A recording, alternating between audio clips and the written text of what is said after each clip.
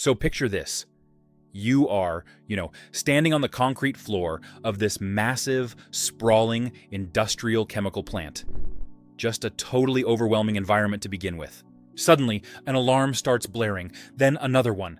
Within seconds, the siren is echoing off the steel tanks. You realize you have a chemical leak. You need to isolate this highly corrosive supply line immediately. But your heart is pounding, your hands are shaking, and your brain just completely freezes. It's a terrifying scenario. You reach for the standard operating procedure, this 50-page manual on a clipboard. As you stare at this dense block of black and white text, your brain just quits. I mean, anyone listening to this who has ever worked a high-stress job knows exactly what that feels like. The human brain just does not work like a computer under pressure. That disconnect is exactly what we are exploring in our deep dive today.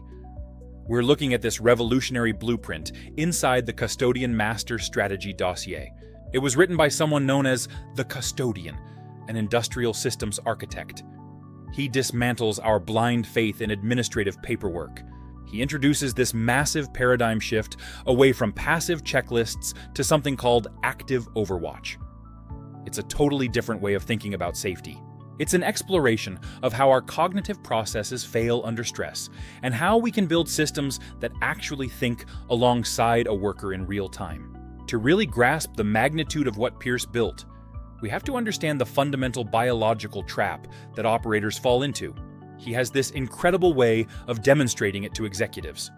He walks into a boardroom and hands them a 3D printed, 12-in-1 ultimate multi-fidget toy.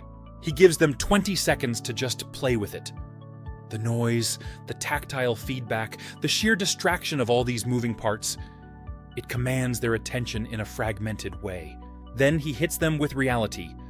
When you ask a young operator to shut down a massive facility, you are effectively asking them to manipulate a giant, lethal fidget toy.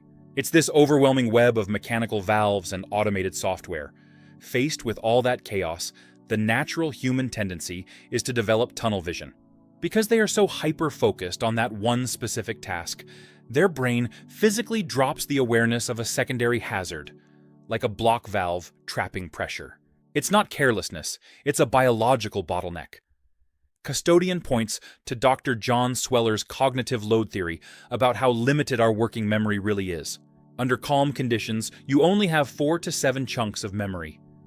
Introduce a crisis, like an alarm, and cortisol floods the brain.